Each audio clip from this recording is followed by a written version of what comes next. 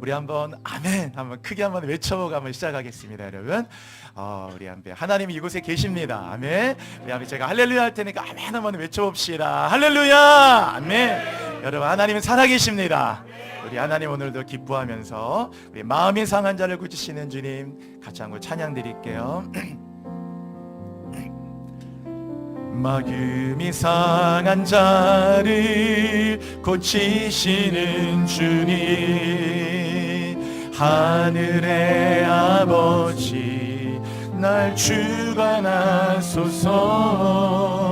주의 일로 인도하사 자유케 하소서. 새 일을 행하사 분케 하소서. 의에 줄이고 목이 마르니 성령의 기름 부소서. 의에 줄이고 목이 마르니 내 잔을 채워 주소서. 마음이 상한 자를 고치시는 주님, 하늘의 아버지 날 주관하소서. 주의 길로 인도하사 자유케 하소서. 새를 행하신 하나님을 기대합니다. 성령이여 기름 부으소서. 주님 기대합니다. 의에 줄이고 목이 마르니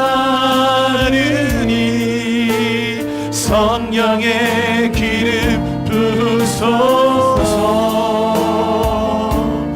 의에 줄이고 목이 마르니 내 잔을 채워. 우리 더욱 높은 소리로 성령으로 채우사, 성령으로 채우사 줄 보게 하소서. 여러분 주님의 임재 속에, 주의 임재 속에 은혜 알게 하소서. 주 뜻대로 살아가리 세상 끝날까지. 할렐루야. 나를 잊으시고 새날 열어주소서. 의의 주님 갈급합니다. 목마른 사슴이 신의 물을 찾게 갈급한 것처럼 내 여기 하나님의 은혜를 갈망합니다. 주님의 임재를 갈급합니다. 의의 주리고 성령이여 부소서. 기름 부으소서. 이곳에 주님의 보호자로 임하소서. 왕 되신 하나님을 찬양합시다. 의에 줄이고 목이 마르니 줄이고 목이 마르니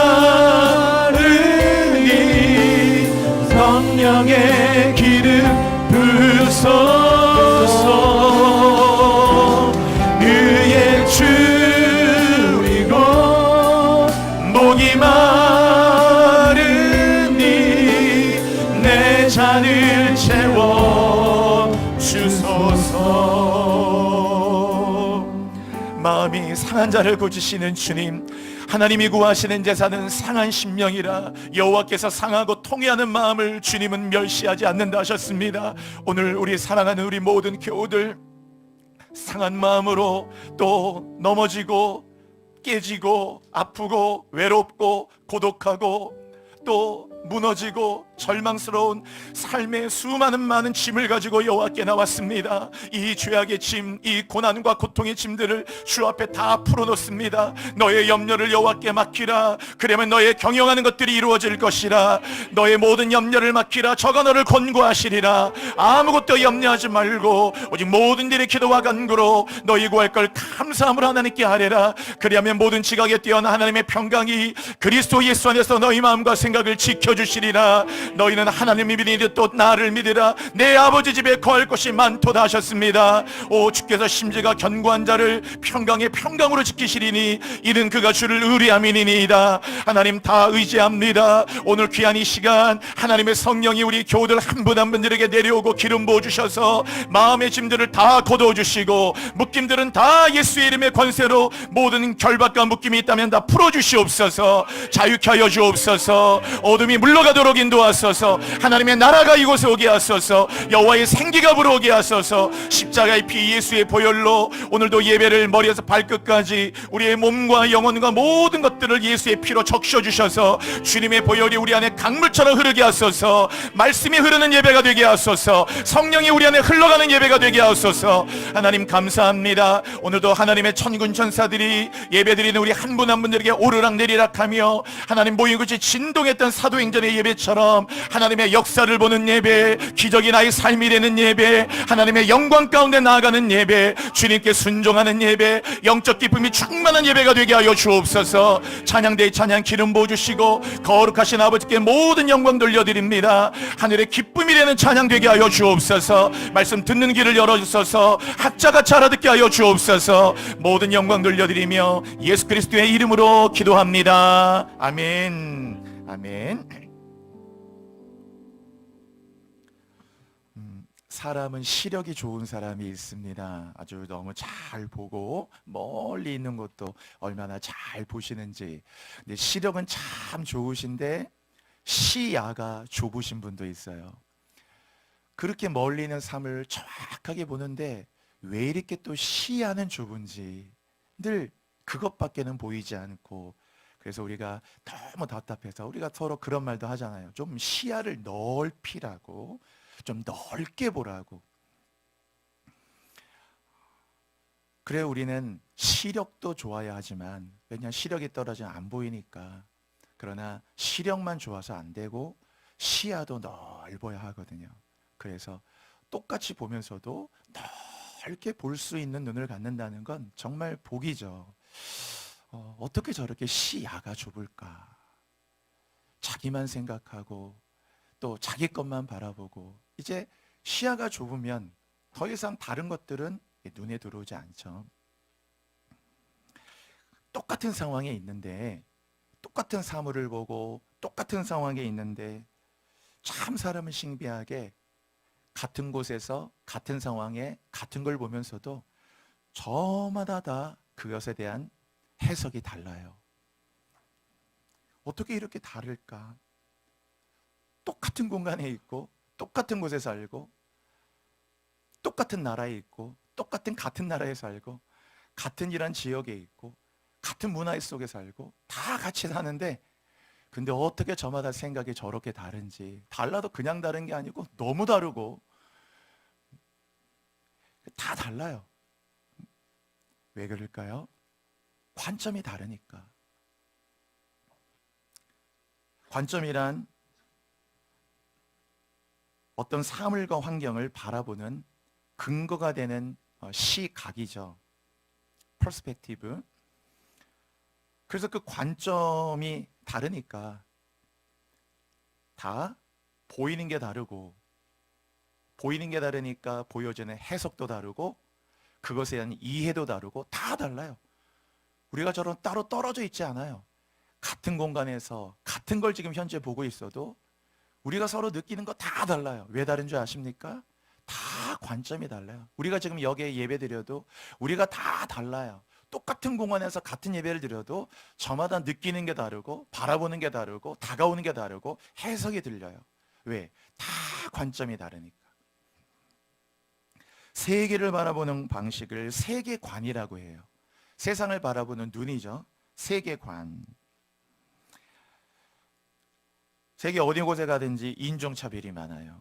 사람인데 어떻게 피부 색깔을 갖고 사람을 저렇게 차별할 수 있을까? 거의 대부분 백인 우월주의입니다. 우리가 한국에 사니까 그걸 잘 못 느끼지만 뭐 유럽이든 미국이든 뭐 이런 곳에 있다 보면 어쨌든 이 동양인에 대한 차별이 암묵적으로 존재해요. 그들이 바라보는 눈, 대하는 방식, 여러 가지가 확연하게 확실히 인종차별적인 요소가 여전히 존재해요. 뭐 여러 가지 처벌하고 제재가 있으니까 조심하는 것뿐이지 인종차별 자체의 마음이 없는 게 아니에요. 아니 똑같은 사람인데 아니 어떻게 피부 색깔이 다르다고 해가지고 막 우리를 열등한 인간으로 보고 피부가 까맣다고 막 깜둥이라고 그러고, 그리고 얼마나 많은 이 흑인들이 백인들에게 잡혀서 미국이나 유럽이나 얼마나 많은 사람들이 노예로 삼았습니까? 아, 열등한 인간이에요. 너는 원숭이보다는 조금 낫고 인간하고 비슷하게 생겼는데 인간 같지는 않고, 그러니까 그냥 어떻게 인간이 인간을 노예로 삼죠? 뭐 고대 시대 어떤 건 절대 권력 뭐 그런 것도 있지만 이거는 그냥 피부 색깔로. 그래서 너는 깜둥이니까, 너는 동양인이니까 넌 여기에 이 버스도 타면 안 되고 이 식당도 들어오면 안 되고 근처도 오면 안 되고 다 이런 학교에 오면 안 되고 더 이상 진급이 안 되고 승진이 안 되고, 얼마나 많은 인종차별적인 요소가 있는지 몰라요. 어떻게 사람이 사람을 차별하나요, 여러분? 왜? 그런 관점을 갖고 있기 때문에 그런 거예요. 인종차별만 있겠어요, 여러분? 우리도 똑같아요. 가지면 안 가진 자 무시해요. 아유, 저 돈도 없는 게 뭘 저렇게, 응? 뭐 갑자기 벼락부자 됐나? 왜 이렇게 저렇게 멋을 내고 다녀? 자기도 모르게 우리도 우리의 이런 관점들이 얼마나 많은지 몰라요. 학력도 똑같죠. 여러분은 어떠세요? 아유, 저 배우지도 못한 게 이런 걸 뭐 대학이라고? 맞아요. 이런 걸 대학이라고 하는 사람도 많아요. 그런 학교 다녀요. 아마 스카이만 다니던 사람들에게는 아유, 뭐 이런 것도 대학이라고? 이런 것도 대학. 암묵적으로 표현은 그렇게 안 하겠죠. 욕먹으니까. 그러나 마음속으로는 그런 가치관을 보는 사람들도 얼마나 많냐고요. 교인이 다를까요? 저는 하나도 교인이 다르다고 생각. 더하면 더해지 결코 다르지 않아요. 여러분이 상처를 받거나 속상한 포인트를 보시면 돼요. 어디에서 속상하고 상처가 되는지. 결국 그것도 다 결국 우리들의 관점이에요. 늘 없이 사니까 무시하나? 응? 내가 돈이 없어서? 응? 우리 남편이 변변치 않아서 나를 무시하나? 응? 내 아내가 변변치 않아서? 우리 자식들이 이러니까? 그러니 이렇게 교회를 나올 때도 막 자식들이 막 아들들이 삐까뻔쩍하고 너무 예쁘고 뭐 연예인처럼 생기고 학교도 삐까뻔쩍하고 딱 그래 얘들아 교회 가자 해서 다 교회가 무슨 백화점이에요, 여러분. 연예인들 무슨 그거 하는 무슨 뭐 레드카펫 깔아놓고 그거 아니고, 여기는 다 죄인들이 와야 하는 곳인데 죄인들이 오고 부족한 자들이 오고 간음 중에 끌려온 여자 같은 분들이 오고 아픈 자들이 오고 외로운 자들이 오고, 그래서 그 하나님의 사랑을 받고 엎드리고 십자가의 사랑 속에서 깨지고 회개하고 주님을 찬양하고 하나님 앞에 죄인이라고 고백하고 은혜를 받고 만나고 하나님 앞에 내 존재가 새로워져야 되는 곳인데, 교회라고 다르지 않아요. 다 교인들이 창피해하는 포인트. 왜 내가 이런 모임에 잘 안 나가고 사람들 만나를 껄끄럽게 생각하고, 다 심지어 이 사회도 아니고 동창회도 아니고 교회인데도 여전히 우리에게도 그런 의식들이 깔려 있어요. 여전히 크리스찬이라고 크게 다르지 않아요. 왜냐하면 우리도 똑같이 세상의 관점과 큰 차이가 없어요. 사람이 다르다라고 하는 것은 관점이 다르니까 다 다른 거예요. 달라도 어떻게 이렇게 다르죠? 그냥 다른 게 아니고 너무 달라가지고 어떻게 같은 공간, 같은 시간, 같은 곳에 있어도 이렇게 다르구나. 다르죠. 그래서 갈등은 항상 이런 관점의 차이에서 옵니다. 이해가 안 돼요. 아니 어떻게 그걸 그렇게 바라보고 이렇게 해석을 하고, 여기서 가정의 갈등이 오고 관계 갈등도 오고 사회 갈등도 오고 국가의 갈등도 와요. 똑같은 나라에 사는데 어떻게 이렇게 바라보는 게 다르지? 그냥 다른 게 아니고 달라도 너무 달라요. 관점이 너무 틀리니까. 역사는 해석이란 말이 있어요, 여러분. 역사는 해석이죠. 언제나 역사는 이긴 자들이 역사를 자기가 원한 대로 역사를 써서 그 역사는 팩트를 말하는 게 아닙니다. 역사는 해석이죠. 고려시대 무신정권의 난이다 그러면 우리가 그 팩트를 아나요? 거기에다 해석이 달리잖아요. 다 역사는 해석이죠. 그래서 역사는 이긴 자들의 역사예요. 진 자들의 역사는 거기 없어요. 다 이긴 자들이 이긴 자들 중심에서 이긴 자가 영웅이 되고 다 이렇게 된 역사죠. 그들의 관점을 우리는 역사를 공부하는 것도 다 그거를 공부하는 것일 뿐이에요. 역사의 팩트를 배우는 게 아니고, 그죠? 역사에서 원균이 나쁘다 그러면 원균은 무조건 평생 나쁜 놈이에요. 일생 동안. 죽일 놈이고 나쁜 놈이고 매국 놈이고 다 나쁜 놈이에요. 왜? 역사가 원균을 그렇게 찍어버리면 다 나쁜 거예요. 맞아요. 그러나 여러분 진짜 원균이 우리의 생각, 원균을 알아보려는 자료도 없고 알 수 없어요. 항상 그래서 모든 건 다 그런 거예요. 관점이 다르니까. 독도도 똑같죠, 여러분. 한국 사람의 생각하는 독도하고 일본 사람 독도가 같을 수가 없어요. 우리는 일본이 독도 조금 뭐 하면 아니 우리나라 땅을 왜 갑자기 또 이렇게 흥분할 수가 있어요.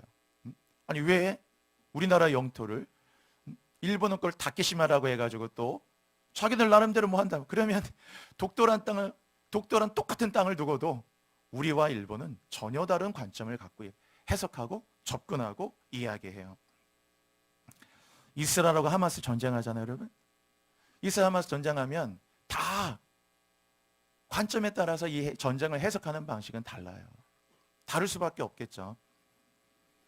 제가 지금까지 뉴스를 이렇게 많이 들어보면 거의 대부분 팔레스틴 중심의 뉴스가 99.9999%예요.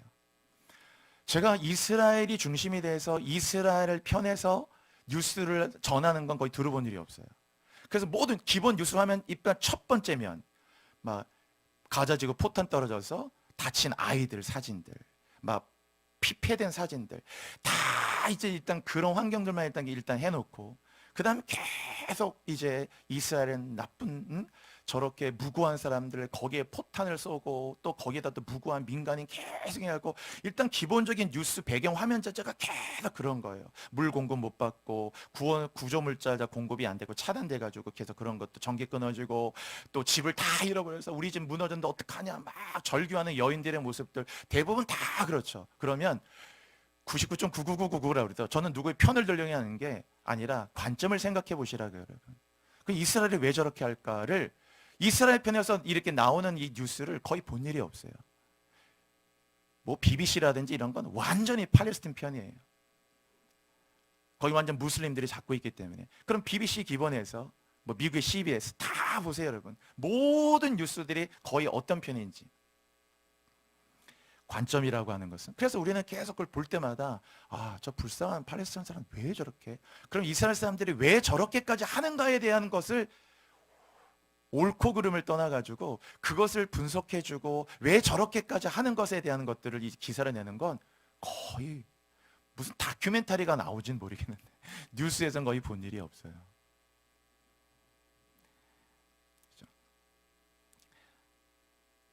높은 데 올라가면요 관점이 달라져요. 여기 잠실에 100층짜리 건물이 있잖아요.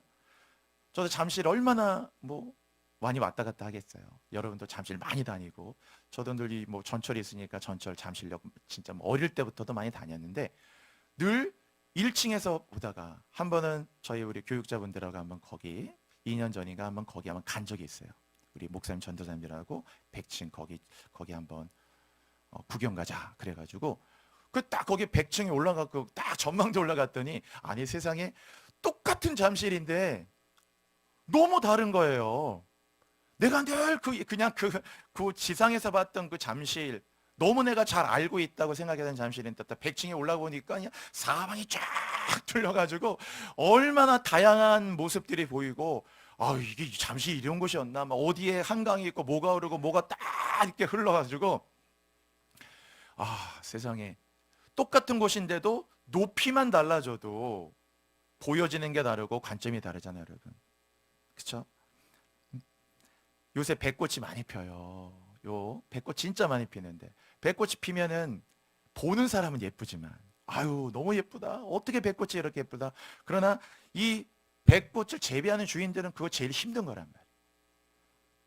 왜냐하면 그 백꽃함이 이게 그 수분을 해잖아요. 식물들은 이런 이 꽃이 있으면 수분을 해야 되는데 이 벌들이 수분을 해주는데 그 벌들이 요새 잘 못한단 말이에요. 그러면 이제 꽃이 피는 며칠 그 기간 동안에 원래 벌들이 이게 수분을 해줘야 되는데 그걸 잘 못하니까 결국 꽃이 피면 바로 사람들이 투입돼 가지고 인공 수분을 해줘야 돼요. 그러니까 꽃이 필 때 그냥 보는 사람은 아유 꽃 예쁘다 하시면 백꽃 주인들은 꽃이 피면 힘들단 말이에요. 어떻게 보느냐가 다르죠. 그들에게는 꽃이 예쁘다 그걸 누릴 생각도 없어요. 일단 빨리빨리 사람 동원해서 빨리 인공수분 해주고 이 꽃이 지기 전에 부지런히 해야 되니까 제일 바쁠 때고 힘들 때고 시간이 없을 때예요. 우리가 성공 신약 성경에는 성공 실패란 말이 없다고 그랬잖아요, 여러분. 근데 우리는 대부분 이 성공과 실패라는 그 관점 안에서 다 얼마나 우리가 예민하고 뭔가 이렇게 안 되고 뭔가 원하는 어떤 그런 곳에 이르지 못했을 때 내가 뭐 실패했나? 뭔가 성공하지 못했나? 항상 이런 관점에서 늘 자기를 바라보니까 사실 여러분 하나님이 우리를 보게 하시는 것만큼 예수 믿으면은 달라는 게 뭐가 있겠습니까? 결국 다 모든 게 관점에 따라 달라진다면 신앙으로 산다는 것은 첫째도 둘째도 셋째도 하나님 보시기에 좋은 관점으로 사는 거예요. 그죠? 오직 모든 관점이 이게 하나님 보시기에 좋을까? 우리는 늘 그 관점으로 바라보고 그 하나님 보시기에 좋다는 말은 그게 성경적 관점이고 그게 성경이잖아요. 그래서 우리는 성경을 공부하고 성경을 알아야 하고 성경을 묵상하고 지금 내가 갖고 있는 생각, 지금 내가 갖고 있는 이 모든 환경과 지금 내가 생각하는 이 판단들 늘 여러분도 판단 안 해요? 어디 가든지 판단해요. 왜 저러지? 왜 저 사람 저러지? 왜 이러지? 다 우린 판단하는데 그러면 내가 판단하는 그 판단이 맞느냐를 생각해 봐요. 아까 말씀드렸죠? 백꽃을 볼 때 예쁘다 하지만 그 백꽃 주인들은 그게 또 힘든 거예요. 남편이 바라보는 가정이 틀리고 똑같은 가정이어도 아내가 바라보는 가정이 틀리고 다를 거 아니겠어요? 같은 가정의 부부인데도 남편이 바라보고 아내가 바라보는 것도 틀릴 수가 있어요. 그러니 관점이 얼마나 다양해요. 그래서 우리는 크리스찬으로 산다는 건 다른 거 없고 오직 우리는 모든 것을 내 생각, 우리의 환경과 상황과 모든 사물과 모든 것을 평가하고 바라보는 모든 관점을 철저하게 하나님의 관점에서 또 성경의 관점에서 바라보는 눈을 갖고 살아가는 자들이 크리스찬이에요. 그 눈을 갖고 있는 거죠. 이념이라는 게 왜 무서워요, 여러분? 이념이라는 그것이 때로는 신앙보다도 강해요. 이념의 눈을 가지고 그 관점을 가지고 평생 그 관점을 잘 바뀌지 않아요. 오직 그 관점 안에서 무서운 거죠. 신앙으로 산다는 건 끊임없이 하나님의 관점에서 지금 나의 상황을 보고 발견하고 그리고 그것을 해석하는 거죠. 그래서 신앙은 최종적인 해석을 내가 하는 게 아니고 하나님께 맡기는 겁니다. 이것이 정말 좋은 일인지 나쁜 일인지 어떤 일인지 그것을 내가 하는 게 아니고 샤파트라고 하죠. 히브리 말로 판단하는 거. 그 최종적인 해석을 하나님께 맡겨드리는 거예요. 요셉은 자신에게 일어난 일에 대해서 이 일이 좋다 나쁘다 자기 판단하지 않아요. 애국으로 팔려가는 거, 또 이런 일이 있는 거, 보디발의 집에서 있던 일들 하나하나까지 좋다 나쁘다 일비하지 않고 그냥 내가 하나님의 섭리 안에 있다는 거, 하나님이 지금도 우리를 인도하신다는 거, 하나님이 꿈꾸게 하시는 것을 지금도 내 삶을 통해 이루게 하신다는 거, 계속 그걸 신뢰하고 최종적인 판단, 이것이 좋은 것인지 나쁜 것인지 어떤 것인지는 그 판단은 하나님께 최종적인 판단을 주님께 맡겨드리고 오직 하나님 안에서 한 걸음 한 걸음 오직 그분을 신뢰하면서 한 걸음 한 걸음은 그분과 걸어가는 게 요셉의 삶이었어요. 신앙이라는 건 그런 것이죠, 여러분. 나중에 그 형들을 요셉이 만날 때 어떻게 합니까? 그런즉 나를 이리로 보낸 건 형님들이 아니라고. 형님들이 나를 여기에 보낸 게 아니고 하나님이 우리를 다 구원하시기 위해서 형님들보다 나를 먼저 애굽으로 보낸 거라고. 라고 얘기하면서 형님들이 나를 팔았다고 염려하지 마세요. 형님들이 보낸 게 아닙니다. 하나님이 나를 먼저 보내신 거예요. 라고 얘기하죠. 그렇게 얘기하죠. 요셉이 어떤 생각을 갖고 살아가느냐를 한눈으로 볼 수 있는 그 고백이에요. 아, 요셉은 이렇게 해석하고 살았구나. 이런 관점으로 자신의 인생을 바라보고 살았구나. 그렇죠. 사람이 아무리 좋다 해도 하나님의 관점에서 나쁜 건 나쁜 거예요. 반면에 사람이 아무리 좋지 않게 봐도 하나님의 관점에서 맞는 거는 맞는 거예요. 우리는 그 관점으로 사는 거죠. 관점이란 건 진짜 무서워요. 여러분, 만약에 여러분의 딸, 여러분의 아들이 혹시라도 뉴욕에서 유학을 한다고 생각해 보세요. 내 아들이나 딸이 뉴욕에서 유학을 하고 있다면, 뉴욕은 나하고 아무 상관없는데도 뉴욕은 그때부터 내게 가장 주목받는 도시가 되고 귀한 도시가 돼요. 왜? 우리 딸이 거기 가 있잖아요. 우리 아들이 거기서 공부하고 있잖아요. 미국이 얼마나 넓어요. 얼마나 넓은 미국인데도 뭐 시카고다, 샌프란시스코, LA 관심 없어요. 왜? 뉴욕에 우리 아들이 있고 뉴욕에 우리 딸이 있잖아요.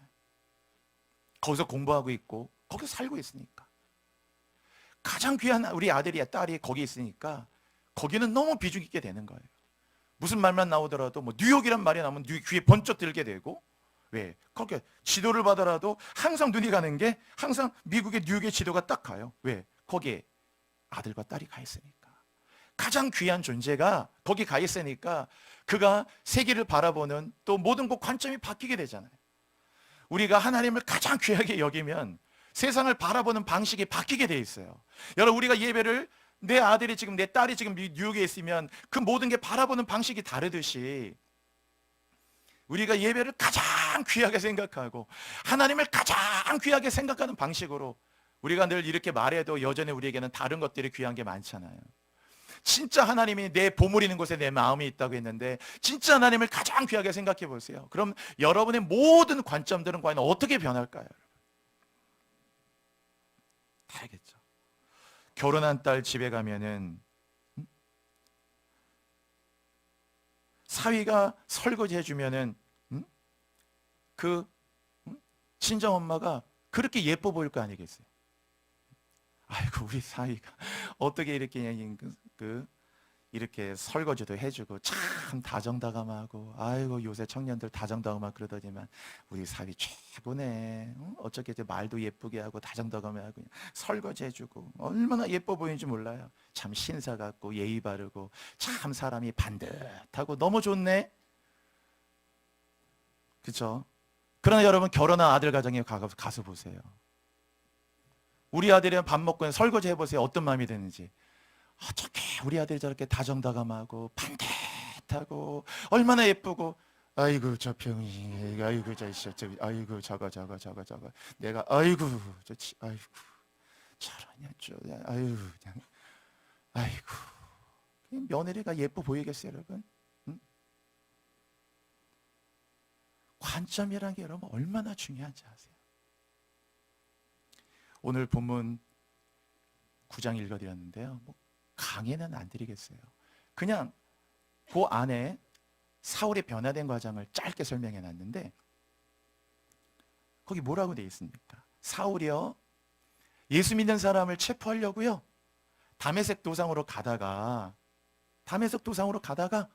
만났거든요. 주님을 만났어요. 빛이 확 비쳐가지고, 그래가지고 눈을 뜰 수가 없는 거예요. 너무 빛이 강해서. 그래서 막 눈이 지금 맹인이 된 상태에서 이제 사람들이 부축해서 집가라고 하는 거리 어디에 딱 그 집에다 갖다 놨는데, 그때 하나님이 아나니아라는 사람에게 나타납니다. 이 아나니아 삽비라 말고 동명이인이에요. 다른 아나니아인데 그 아나니아에게 그 사울에게 가서 안수하라고, 그 눈을 보게 하라고 하니까 아나니아가, 하나님, 내가 사울에 대해서 많이 들었는데 저 사람은 예수 믿는 자를 체포하려고 다니는 나쁜 사람입니다. 그게 말이 됩니까? 얼마나 좀 나쁜 사람이고 예수 믿는 사람을 막 핍박하고 박해하는 자입니다. 그리고 저 사울이 언젠가 스데반도 죽였다고 하더랍니다. 막 이렇게 얘기를 하니까 이게 하나님이 아나니아에게 뭐라고 얘기합니까? 사울을 나쁘게 얘기하지 말아라. 이방의 복음을 전하기 위해서 택한 나의 그릇이다, 아나니아야. 그러면서 가서 그가 지금 기도하는 중이니까 안수하고 보게 해라. 그래서 아나니아가 그 집을 찾아갔어요. 그 오늘 얘기해요. 17절 보세요, 여러분. 17절. 아나니아가 떠나 그 집에 들어갔어요. 사울이 있는 집에. 그에게 안수하여 이르되, 형제 사울아, 주곧 내가 오는 길에서 나타나셨던 예수께서 나를 보내어. 그 다음 구절 보세요, 여러분. 너로 다시 보게 하시고. 오늘 여러분 이게 키워드예요. 여러분 같이 한번 입으로 해보십시오. 다시 보게 하시고. 한 번만 더 해볼게요, 여러분. 다시 보게 하시고. 다시 보게 하셨다. 다시 보게 하셨다. 너로 다시 보게 하시고, 다시 보게 하고, 그 다음 구절은 어떻게 했어요? 놀랍게도 다시 보게 하시고 성령으로 충만하게 하신다. 이 사울이 이제 지금까지 봤던 그 관점이 아니고 다시 보게 되었는데, 다시 보게 된 다음부터 사울의 마음속에 어떤 마음이 들었냐면, 그 전까지는 뭔가 정죄의 마음만 가득했어요.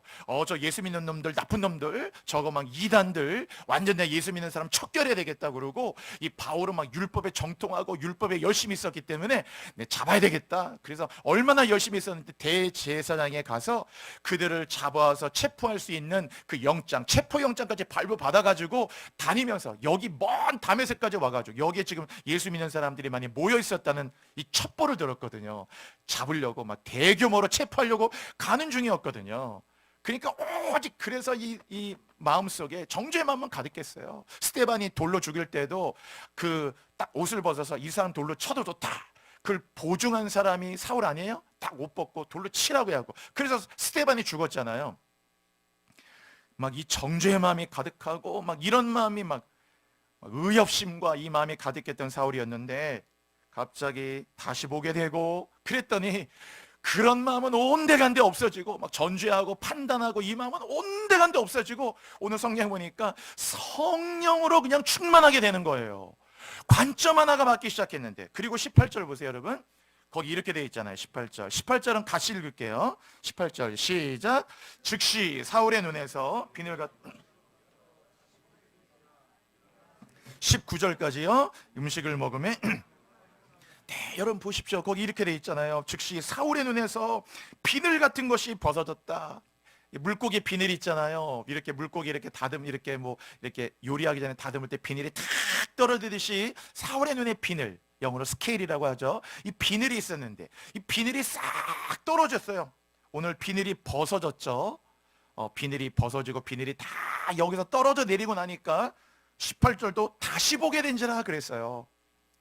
완전히 사울이란 사람, 이제 아직 바울로 이름 바뀌기 전이니까 완전히 눈이 비늘이 벗겨지면서 다시 보게 됐어요.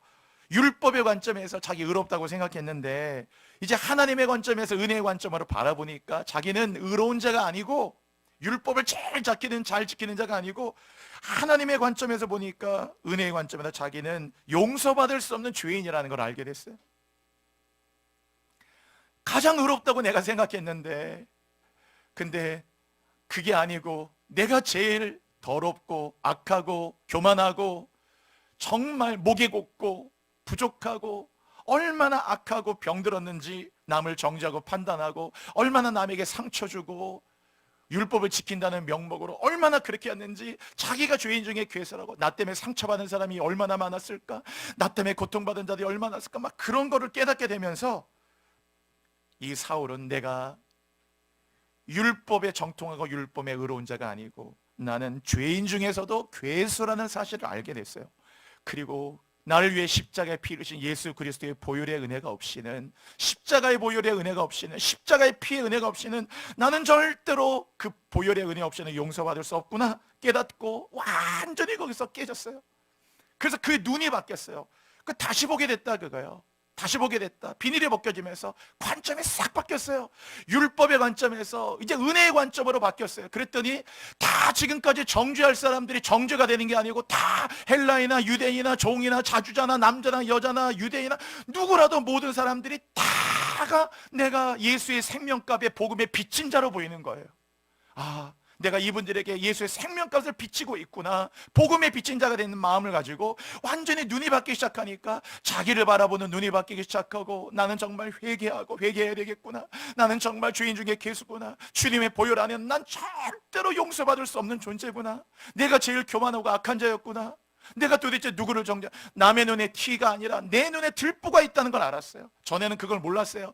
난 내 눈에 아무것도 없고 남의 눈에 들보만 봤는데 그게 아니고 은혜를 보니까, 은혜의 관점이 되니까 남의 눈엔 작은 티만 있을 뿐이고 정작 자기 눈에 막 이만한 전봇대 같은 들보가 있는 거예요.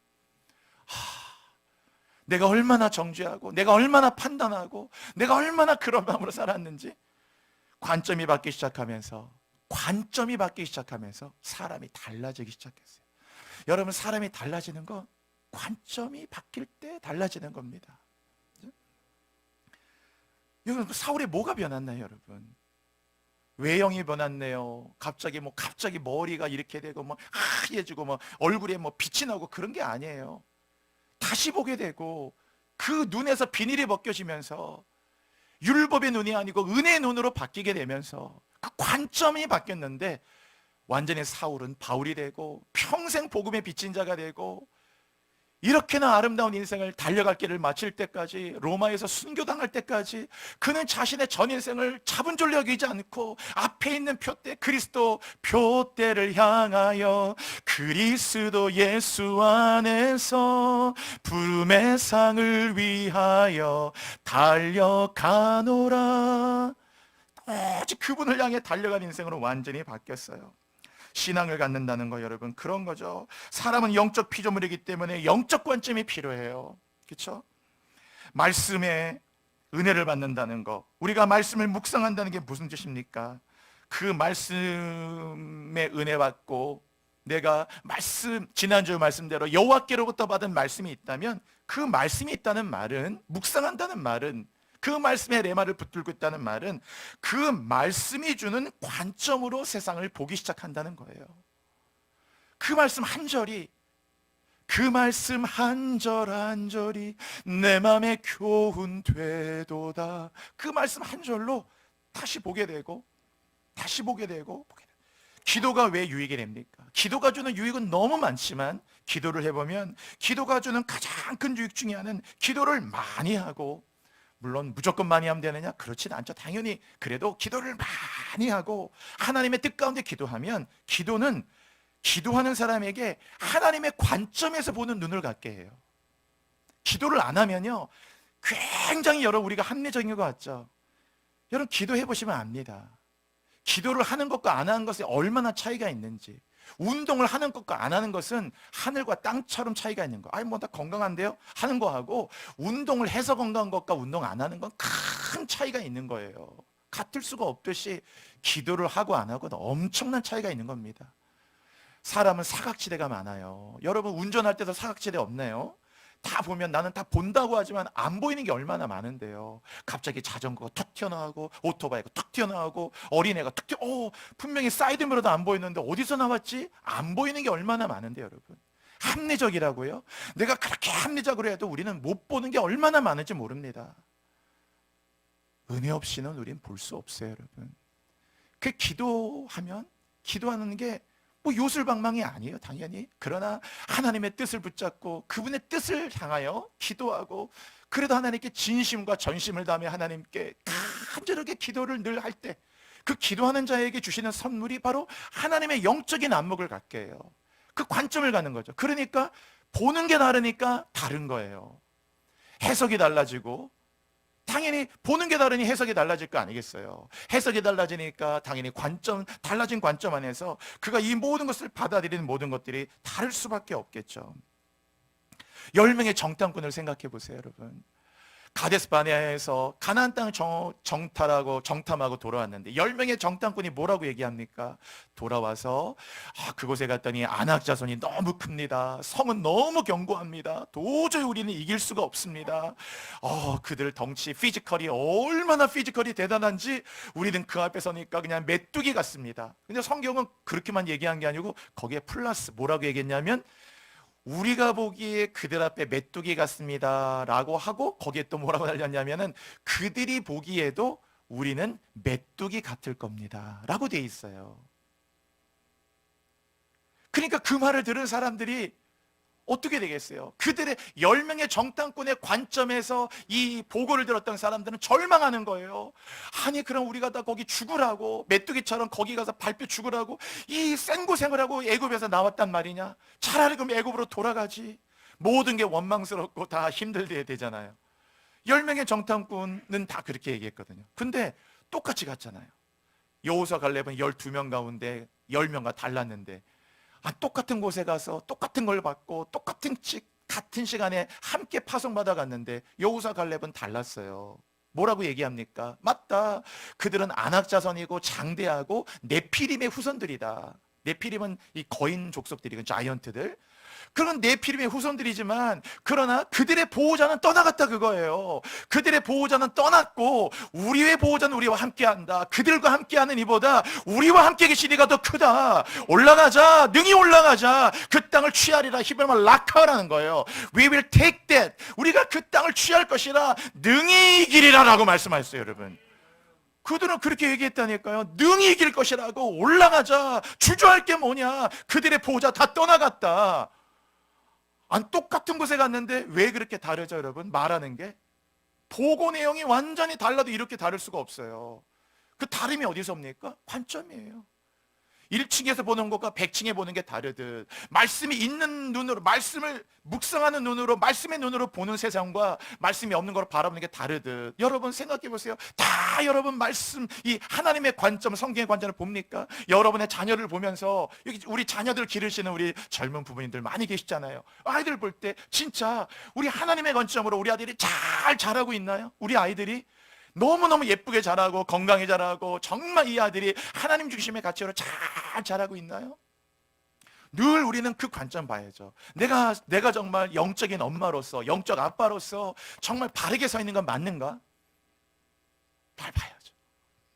우리 가정이 정말 하나님이 기뻐하시는 좋은 가정, 하나님의 고개를 끄덕끄덕하는 가정이 돼 있는가? 내가 어떻게 느끼는가가 중요한 게 아니고 하나님이 보실 때 우리 가정에, 그래 너희 가정 얼마나 이 힘들고 어렵지만은 참 그 중심과 하나님 중심을 보시잖아요.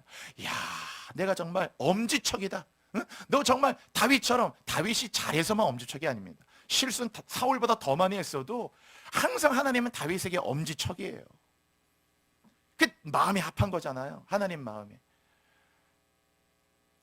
하나님의 관점으로 생각하잖아요. 다윗은 사울을 죽일 기회가 있었는데도 요압과 이 사람들이 빨리 사울을 죽이자, 그럼 모든 게 끝납니다 하니까 다윗이 뭐라고 합니까?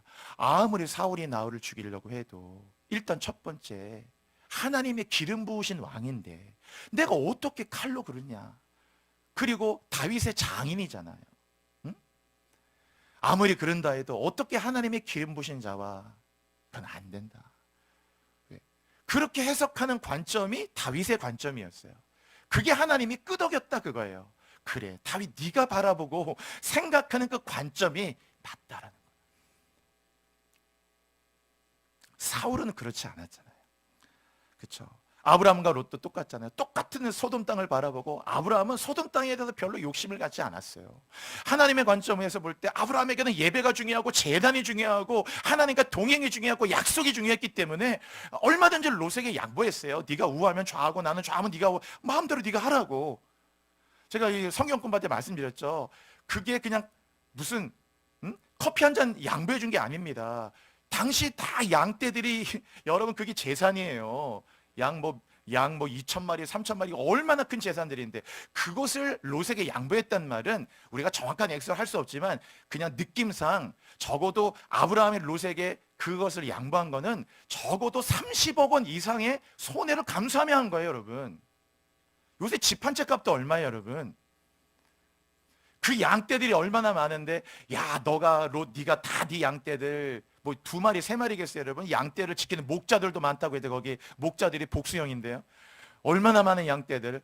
그러니까 그걸 양보하는 게 그냥 자리 하나 양보해 준 게 아니란 말이에요. 몇십억은 기꺼이 손해보면서 롯에게 네가 우하면 내가 좌할게, 네가 좌하면 내가 우할게. 롯, 네가 다 먼저 선택하라고. 이게 아브라함의 관점이었어요. 롯은 똑같이 하나님 따라 나왔는데 하나님에 대한 관점이 없어요. 그냥 저 땅 보니까 너무 좋다 해서 바로 소돔 땅을 선택하잖아요. 애굽 땅 같아가지고. 아브라함은 딱 이렇게 우리가 보면 밀려났지만 바로 하나님의 아브라함이 찾아오잖아요. 아브라함아, 너 보는 모든 동서남북 땅을 내가 내게 줄 것이며 그 땅을 종으로 횡하로 행하여 보라. 내가 밟는 모든 땅을 너와 내 후손에게 다 기업을 줄 것이며 너의 자손은 빛나고 하늘의 별처럼 많을 거라고 말씀하셨어요. 여러분, 믿음이 좋다는 게 뭡니까, 여러분? 믿음이 좋다는 거, 어떤 상황에서도 하나님의 그 관점에서 흔들림이 없는 거예요. 어떤 상황, 어떤 환경에서도 끝까지 하나님이 보시는 것과 같은 관점으로, 하나님은 어떻게 보실까? 성경은 어떻게 보실까? 딱 그 관점을 유지해서 끝까지 이 관점을 유지해 나가는 것이 진짜 믿음이 좋은 거잖아요. 아, 어떻게 이렇게 믿음이 신실할까? 이 정도 되면 뭐 웬만하면 다 무너지고 실망하고 시험 들거나 무너질 텐데도 여전히 하나님을 향한 신실한 마음을 가지고, 얼마나 이렇게 신실한 마음을 가질까요? 오늘 제가 어느 목사님 이렇게 그 책을 보다가 그 이야기를 듣다가, 이분은 비행 청소년들 사역하는 분이에요. 비행 청소년들이, 여러분, 애들이 요새 쉽지 않잖아요. 옛날처럼 조그만 사고 치는 게 아니고 요새 너무 사고를 크게 쳐요. 그래가지고 막 사회 여론이 뭐냐면 그 촉법소년 이런 거 그냥 다 없애버리라고, 뭐 걔네들 뭐 그 봐줄 게 뭐가 있냐 막 그래요. 그 사건만 보면 사실 그렇고 막 많죠. 어쨌든 그런 아이들이 이렇게 와요. 근데 여러분, 항상 우리가 피해자의 입장에 서서 그렇지, 이 가운데 여러분 가해자의 어머니가 있어 보시면 여러분 아마 또 다르실 거예요. 생각하지는 않았는데 우리 애가 어떤 일에 연루돼서, 여러분이 가해자가 딱 돼보세요. 우리 애가 그 순간에 어떻게 하면 안 될까요? 어떻게 좀 하면 안 될까요? 아마 또 여러분의 관점은 달라질 거예요. 당연히 피해를 입은 사람들은 너무 많고 하니까 그 아픔을 공유하고 공감하고 아파하고 당연히 해야겠지만, 그러나 우리에겐 다 피해자만 있는 게 아니에요. 가해자도 있고, 가해자를 감싸자는 게 아니고 우리의 가족들 위해서 얼마든지 가해자 엄마 아빠가 나올 수가 있어요, 여러분. 그러면 다 어느 순간에 우리는 갑자기 가해자 편이 될 수밖에 없는 때가 온단 말이에요. 여러분의 아들을, 여러분의 딸들이 갑자기 막 그런 상황이 있다고, 가정하기 안 되는 일이지만 그래도 막 지금 경찰이 조사를 받고 있고 막 검찰이 기소를 받고 있다 생각해 보세요. 잠도 안 올 뿐더러, 도대체 이게 막 살다 보니까 이게 무슨 일이냐, 진짜로. 내 아들이 지금 검찰에 기소가 됐다고, 어찌 된 일이냐. 저러다가 막 마음이 막 억장이 무너지고, 그 다음은 완전 달. 이 비행 청소년들 진짜 많아요. 저도 이제 청소년들 그런 애를 많이 봐왔는데, 그런데 이제 그 아들이 얼마나 사고 칩니까? 근데 그 목사님 책에 제가 너무 공감됐던 게, 앞에 하나 보여주실래요? 그분이 이렇게 얘기하더라고요. 제일 위에가 비행 청소년이야. 그래갖고 아이고 저거 그냥 막 오토바이 훔치고, 오토바이 훔친 게 아니에요. 어떤 애들은 막 요새 청소년들이 성매매하는 애들도 많아요. 포주처럼 얘네들이 그냥 아예 그런 거 하는 애들도 있고, 이건 완전 말도 안 되는 일을 하는 애들도 많아요. 근데 어쨌든 이런저런 뭐 애들이 때려서 돈 뺏는 애들도 있고 뭐 많죠. 뭐 학폭 관련된 애들 뭐 많은데, 하여튼 비행이야. 아이고 행동을 저렇게 하고 어떻게 막 저 모양으로 막 저 따위로 행동해가지고 말이야, 막 이렇게 해서 데려온 아이들, 끌려온 아이들과 잡혀온 아이들이죠. 근데 그 목사님이 그래요. 나는 이 아이들을 바라볼 때, 그래도 이 아이들이 14살, 15살이고 앞으로 살아갈 말이 많고 정말 말도 안 되는 죄를 짓고 왔죠. 그러나 어쨌든 그걸 보면서 이분이 그렇게 얘기했어요. 그 밑에 두 번째 비행을 보시면은 한자가 뭐냐면은 행복을 준비한다는 뜻이죠. 준비할 빗자에다. 그래서 자기는 딱 그 아이를 바라볼 때, 아이고 너 왜 그 오토바이 훔쳤냐? 너 왜 괜히 왜 친구를 그렇게 때려가지고 말이야? 왜 이렇게 끌려왔어? 막 그럼 처음에 이제 위에 눈으로만 바라보면 애들이 마음도 안 열고 딱 강팍해지 이러는데, 자꾸 그 목사님이 이제 그 아이들을 그런 눈으로, 그래 너희들 앞으로 살아갈 말이 많은데 행복을 준비하는 과정이지 하고 그 비행을 두 번째 비행으로 계속 보려고 했다.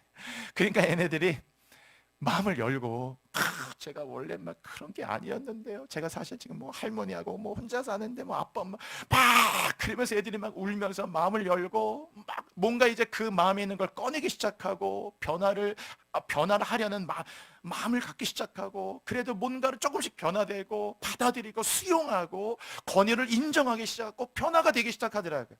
그 변화되기 시작하는 게 단순히 잘해주고 이게 아니고 그들을 바라보는 알잖아요. 관점. 맨날 저 문제아들 저것들 말이야. 저것들 그냥 사회 악이고 저것들 잘해서 뭐가 되려고 저러는지 막 이렇게 하는 이 애들을 그래 너희들은 행복 준비 청소년이다. 그래 비행이라 행복을 준비해라. 응? 그리고 진짜 그렇게 대했더니 마지막에 맨 마지막에 비행인데 비행은 말이야 비행기처럼 진짜 이 아들이 날아오르더라 그거예요. 지난날의 과오를 떨쳐버리고 뭐 100%도 그런 건 아니겠지만은 아이들이 변화되고 새로운 삶을 갖고 새로운 비전을 갖고 진짜 이 아들이 날아오면서 변화되더라. 이렇게 변화되는 모든 것의 근간이 뭐냐면 관점이라. 나는 늘 그 아이들 그렇게 바라보고 그래 야 네 15살의 삶을 포기하면 되냐? 같이 울어주고 너 15살인데 안 되지. 응? 너에게 미래가 있는데 막 같이 얘기해주고 그런 아이들이 같이 공감해주고 같이 울고 그러면서 행복을 준비하자. 응? 같이 행복을 준비해.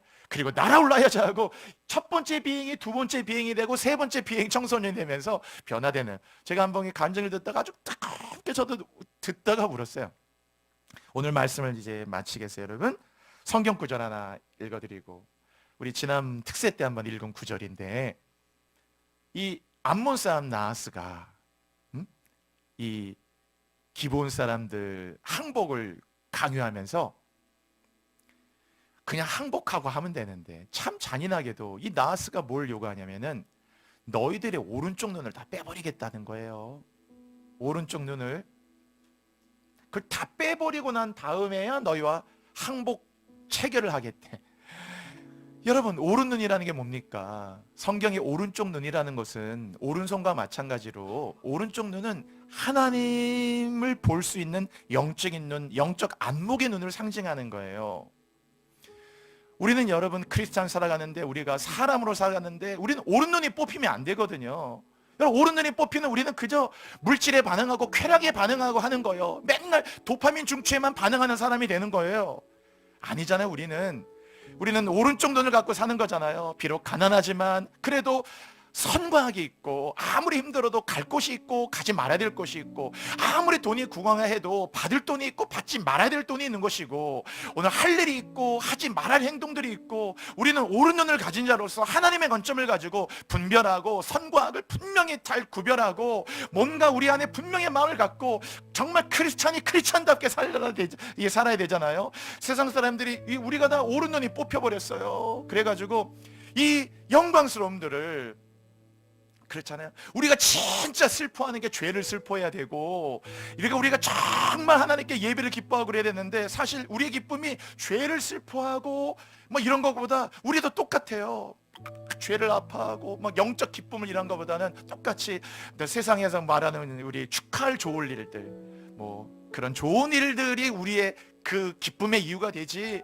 그리고 다른 왜 떨어졌어? 이번에 학교 떨어지고 또 승진에 누락되고 아유 또 이게 떨어지고 또 연봉 떨어지고 또 떨어지고 이런 게 슬픔의 원인 되지. 진짜 우리가 오른쪽 눈을 가졌다면 물론 그것도 아쉽고 힘들지만은 우리는 죄를 슬퍼하고 얼마나 죄를 슬퍼하고 십자가 앞에서 내 양심의 아픔을 고백하고 그걸 해야 되는데 이 관점을 잃어버리면 우리는 그렇게 돼요. 오늘 마지막으로 여러분 이 말씀을 상기하면서 세상은요 자꾸 우리의 오른쪽 눈을 뽑아버리려고 합니다. 저 나하스처럼. 저 나하스란 말이요 저게 뱀이라는 뜻이에요. 제가 금요기도회 때 말씀드렸죠. 나쉬란 말이 저거 뱀이란 뜻이에요. 창세기 3장 에덴 동산에서 왔잖아요. 그 말하고 똑같은 말이에요. 저 나하스란 말이 나쉬 뱀 그거예요.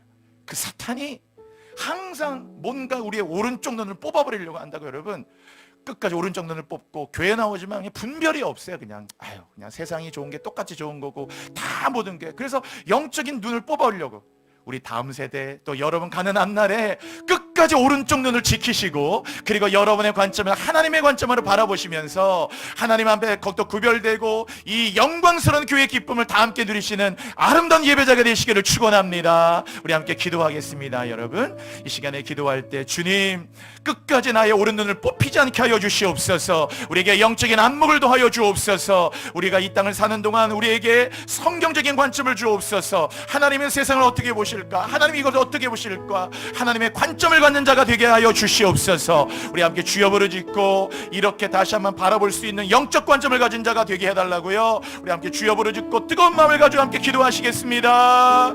주여, 주여, 주여. 할렐루야. 하나님 아버지, 이 시간에 기도하며 나아갑니다. 아버지, 우리 모든 사랑하는 성도들을 축복합니다.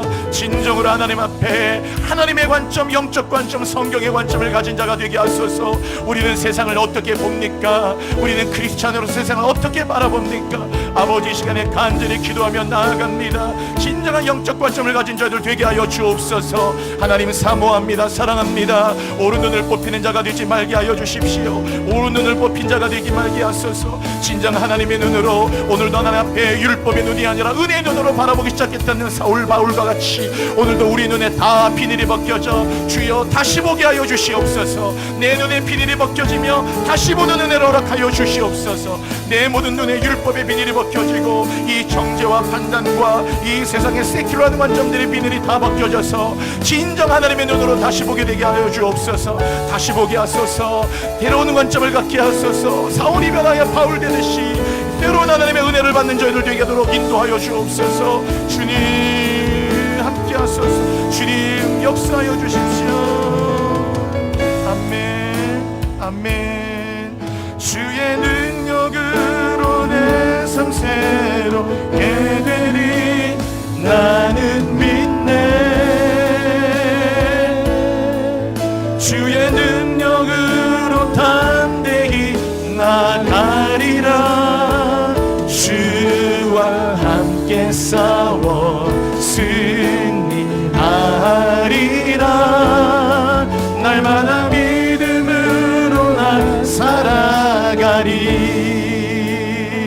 하나님 아버지, 사울의 눈이 비늘이 벗겨지면서 다시 보게 됐다 했습니다. 그래서 사울이 이제 율법의 관점이 아니고 은혜의 관점으로, 그는 새로운 관점을 가진 자가 되어 사울이 바울이 되고 완전히 그는 새로운 삶이 되었습니다. 우리가 이 땅, 이 미혹의 시대, 정말 엔타임의 마지막 시대, 얼마나 많은 미혹이 많은 세상을 살면서 우리 사랑하는 성도들 영적 눈에 하나님 앞에 오늘 우리들의 눈에도 비닐이 벗겨지게 하셔서 다시 보게 하는 은혜를 허락하여 주옵소서. 하나님 앞에 이제는 율법의 눈이 아니라 은혜의 눈으로, 세상의 관점이 아니라 성공과 실패의 관점이 아니라 하나님의 성경의 관점으로 바라볼 수 있는 눈을 더하여 주옵소서. 우리 안에 오른쪽 눈을 뽑히지 않도록 끝까지 우리의 영적 오른눈을 지켜나가며 분별력이 떨어지지 아니하며 눈이 흐려지지 아니하며 하나님의 끝까지 승리하고 거룩한 하나님의 영광스러운 예배자로 살아가는 저희들 되게 하여 주옵소서. 이 교회에 기름 부어 주옵소서. 많은 예배자가 나오도록 인도하여 주옵소서. 예수 그리스도의 이름으로 감사드리며 기도드립니다. 아멘.